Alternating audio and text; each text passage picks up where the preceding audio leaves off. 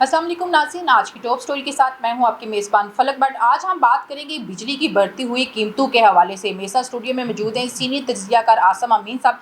आसम साहब, देख रहे हैं कि 2 दिन पहले अभी एक हादसा पेश आया कि बिजली के बिलों पे 2 भाइयों ने एक दूसरे को मारा, शदीद तशद्दुद भी किया और एक भाई कत्ल हो गया। आप देख रहे हैं उसके अलावा कि तलाक का जो रेशो है वो, ये घर के तनाज़े जो हैं वो इस बिजली के बिलों की वजह से बढ़ रहे हैं। बिस्मिल्लाहिर्रहमानिर्रहीम।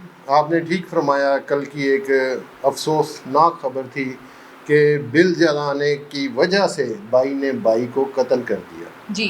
और बहुत सारे ऐसे कुछ महीनों से वाक़यात और चलते जा रहे हैं जिसमें मियाँ बीवी के झगड़ों में इजाफ़ा होता चला जा रहा है कि जी मैं सारा दिन पता नहीं किस तरह पैसा कमा के लाता हूँ और आप लोग एसियों में बैठे सिर्फ मौजें करते हैं। उस वजह से तलाक़ों में भी इजाफ़ा होता चला जा रहा है, लड़ाई झगड़ों में इजाफ़ा होता चला जा रहा है।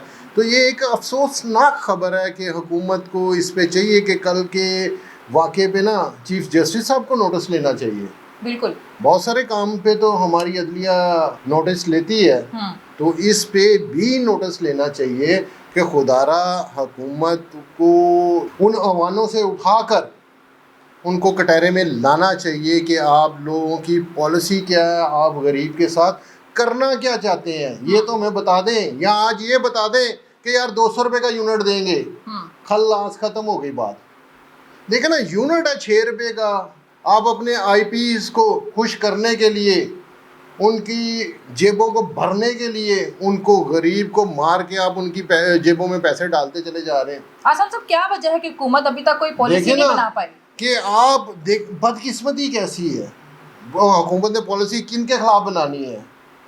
बिजली बनाने वाले भी हुकूमत में बैठे हैं और पैसे देने वाले भी हुकूमत में बैठे हैं। वो इधर से पैसा निकालते हैं और इधर अपनी जेबों में डाल देते हैं।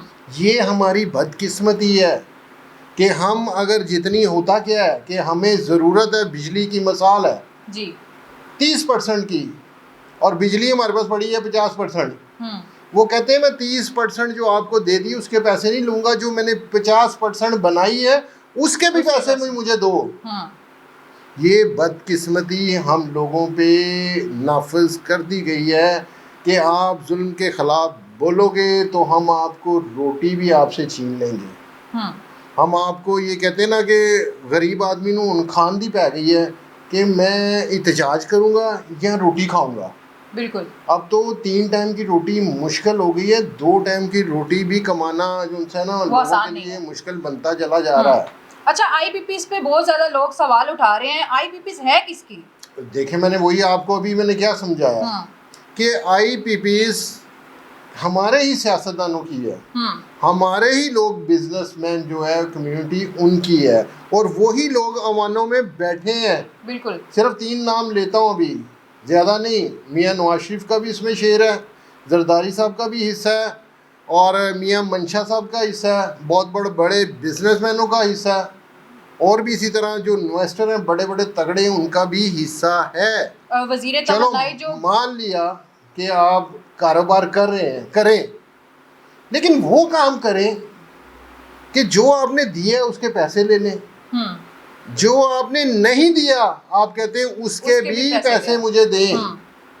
ये हमारी बदकिस्मती है कि हम लोग इतनी बुरी तरह सारी चीज़ों में फंसते चले जा रहे हैं कि रोज़ आप देखती हैं कि सुबह बंदा इंसान उठता है तो एक नई खबर उसके सामने आती है, पेट्रोल महंगा हो गया, बिजली महंगी हो गई, गैस महंगी हो गई। ये ज़िंदगी अब रह गई है। अब लोगों को अपनी खुशहाली भूल गई है। ऐसी है जो सेविंग थी ना लोगों की, कि पहले कारोबार करने वाले लोग जो मिडिल क्लास लोग हैं, जो गरीब आदमी है, वो कहता था कि यार 2 पैसे बच जाते हैं, मैं इसको संभाल के रखूं, साल बाद कोई खुशी गमी के लिए काम आएगा। वो काम ख़त्म होता चला जा रहा है। बिल्कुल। अब तो लोगों के पास बिजली का बिल जमा कराने के लिए पैसे नहीं है, उसके लिए वो हाथ फैला रहा है लोगों के आगे।